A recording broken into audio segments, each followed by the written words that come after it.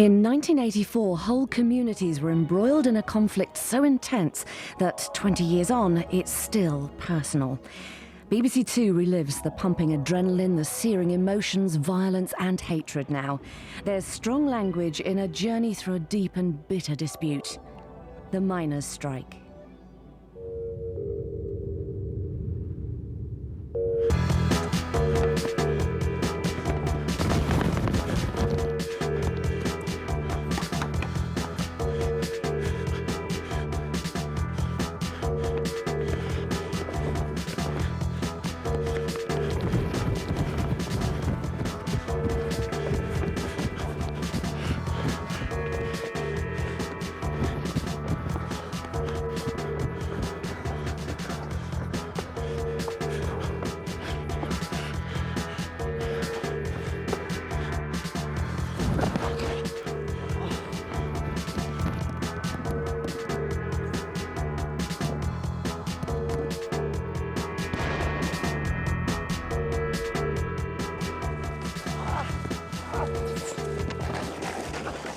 In November 1984, Hatfield, a small village in Yorkshire, was shaken by 2 days of violent rioting.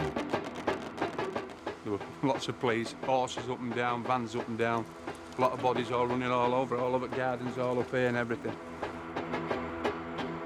I thought it's Belfast, this. It's Belfast on my own doorstep.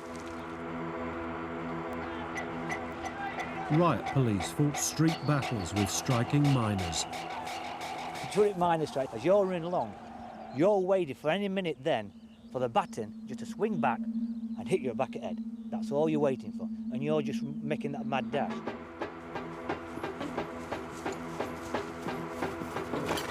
When the horses charged into the crowds, when they came back, all the police that were stood round here were clapping and cheering them in. You know, this was particularly galling to have to stand and listen to that. It was 8 months into Britain's most bitter industrial conflict. The 1984 miners' strike had come home to Hatfield.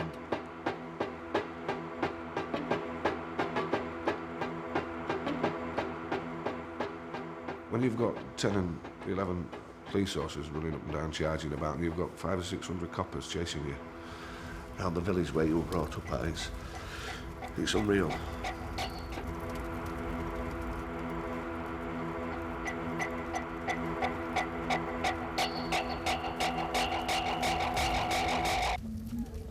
In 84, this ceased to be a lamppost and became a barricade, as did some of the other lampposts that have been replaced. This one hasn't. I can't believe that we're 20 years after and it's still there. So, it's amazing. But it is a monument to 1984.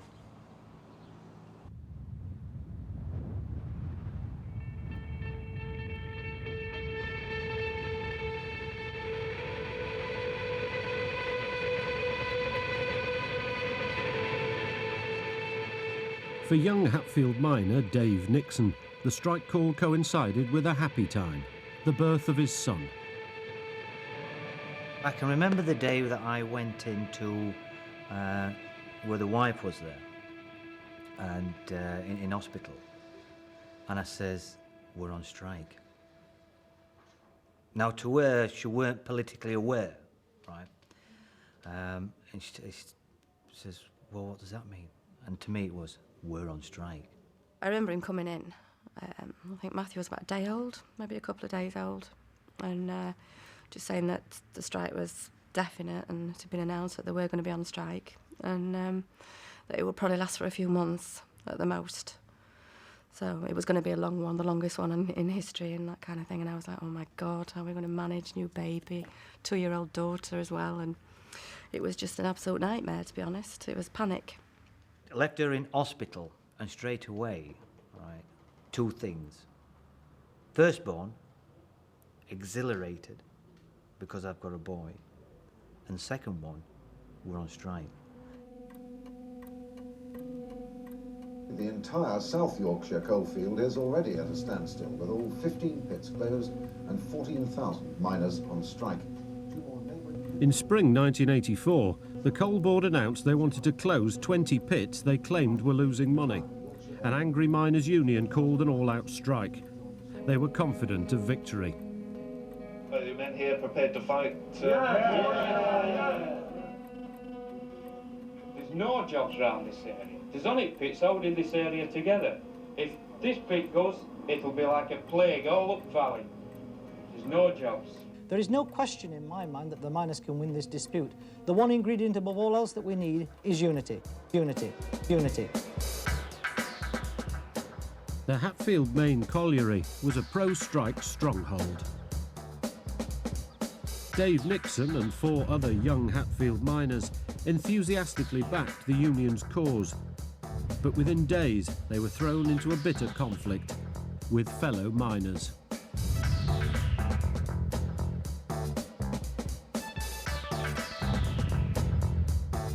The Hatfield men joined picket lines trying to stop miners in neighbouring Nottinghamshire defying the strike call and going to work.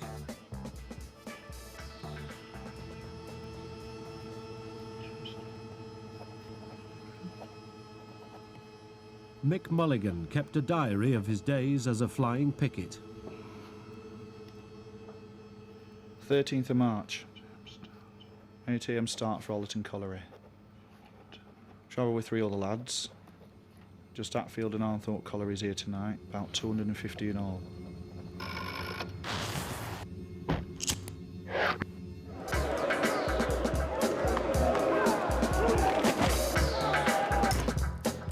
We knew that this one was a big one, and that if we didn't win it, it was as jobs. It weren't just a wage rise, it were our jobs that were at stake, and it was one that we had to win.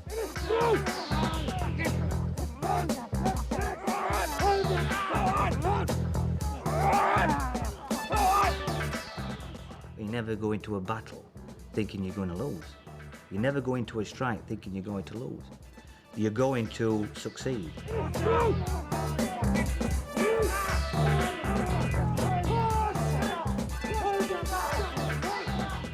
We felt powerful, we felt unbeatable, invincible, if you like, yeah.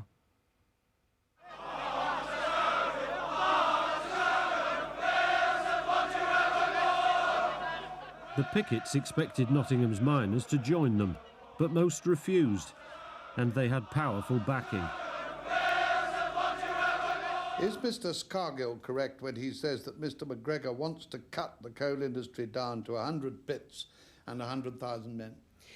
Mr. McGregor and the government want a good, prosperous coal industry. Mrs. Thatcher's Conservative government and Ian McGregor's Coal Board were prepared from the start for a long, angry dispute. I must tell you that what we've got is an attempt to substitute the rule of the mob for the rule of law, and it must not succeed.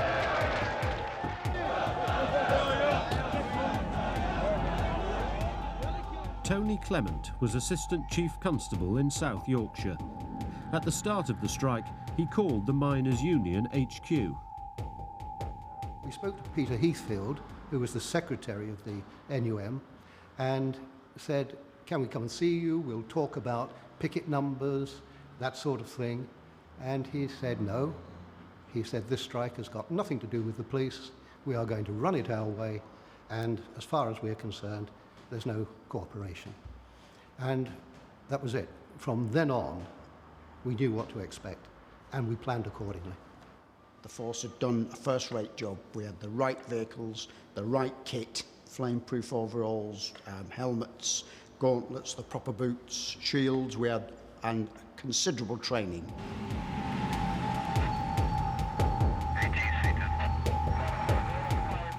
With the strike barely days old, thousands of police officers from all over the country were dispatched to the front line, the mining villages of Britain.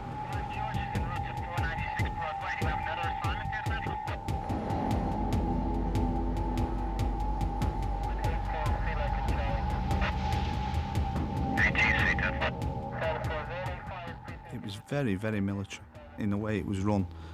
Words start being used that that weren't in the police vocabulary, logistics, instead of supplies and things like this.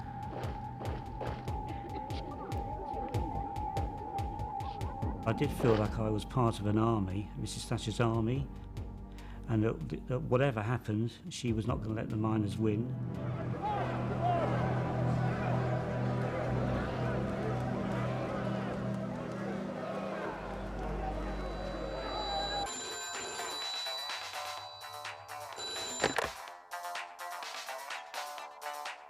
But the miners were also organising to win. In a small lock-up garage, Hatfield Miners official Dave Douglas established his own operation. But with like a war room, we had targets on the wall, so we had all the Nottingham pits, the Lancashire pits that were still working, the Midland pits that were still working. Nobody knew where they were going until the morning when they set off. They were given sealed orders in an envelope. This was to stop police infiltrators and the police blocking us. Right, your destination this morning is Call House. Very nice. Aggro. And day by day, the aggro was rising on the picket lines. March the 26th, 1984. Mass picket at the coal house. Quite a lot of confrontation with Plod.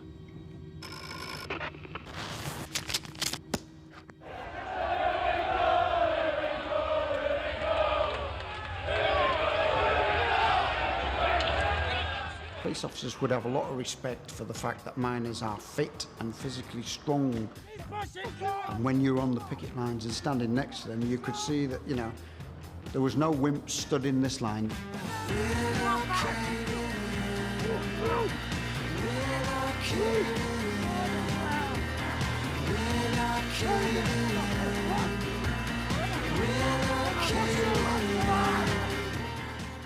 If you've got a load of young people like that, they're going to come out fighting. There's no other way to go. You can't go no further back, so you've got to come forward. Tony Clegg was one picket who was never backward at coming forward.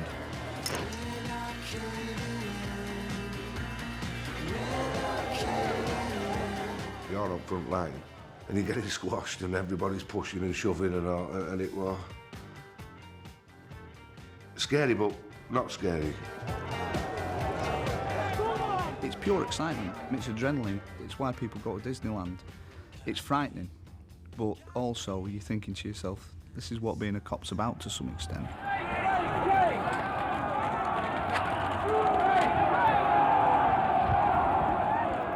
Exciting.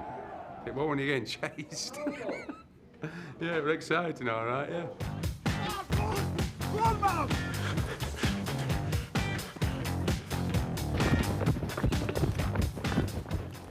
What everybody forgets is that this was one of the hardest times that any of us will ever live through, but it was also one of the most exciting times.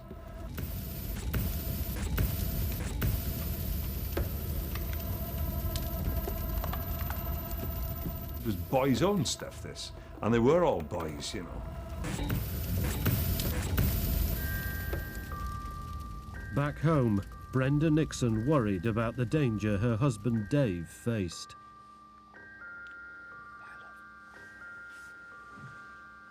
In the early stages, Dave was out all the time, picketing. God knows what he was. He would just jump on a bus and he'd be out picketing.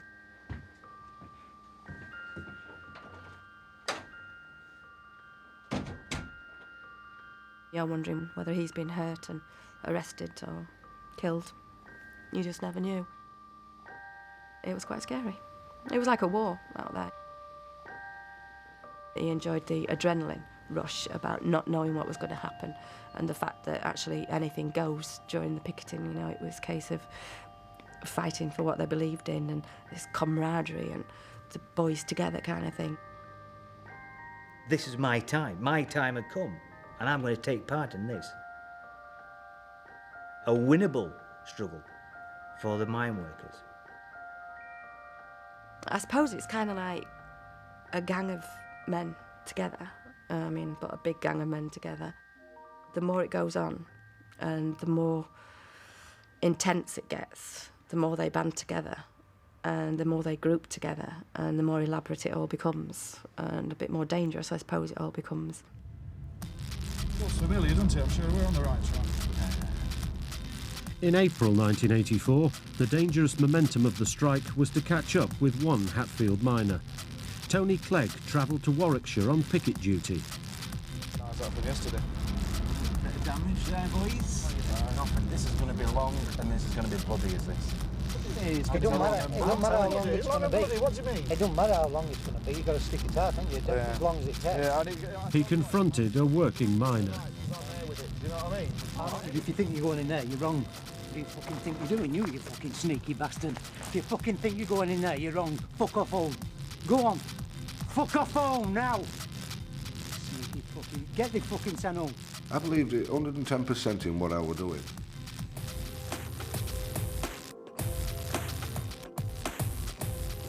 Wait, come on! They're behind us! Run, man! Run!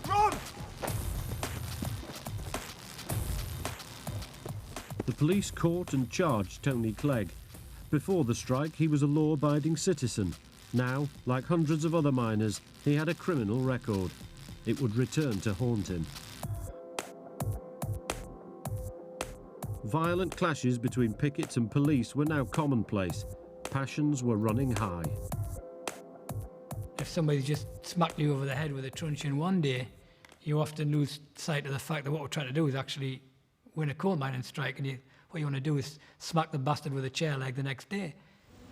The debris of the morning backed up reports that a considerable scrap took place in the fog-shrouded woods near the pit, where 3 men were arrested. Away from the heat of the picket line, one big issue hovered over the strikers' cause: the ballot. The working miners demanded